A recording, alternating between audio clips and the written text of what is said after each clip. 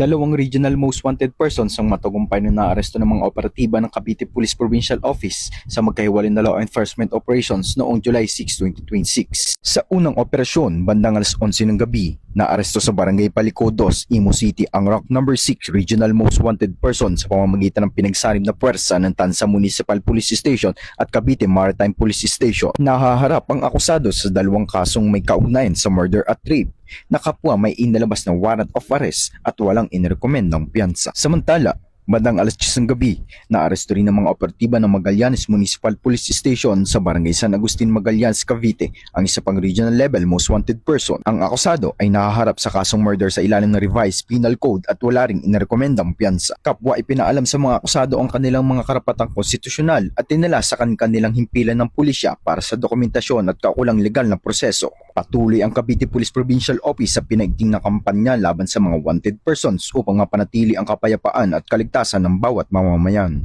Mula dito sa Cavite Police Provincial Public Information Office, ako ang inyong PNN correspondent, Patrolman Emerson Abido, alagad ng batas, tagataguyod ng balitang pulis, bagong PNP para sa bagong Pilipinas, serbisyong mabilis, tapat at nararamdaman.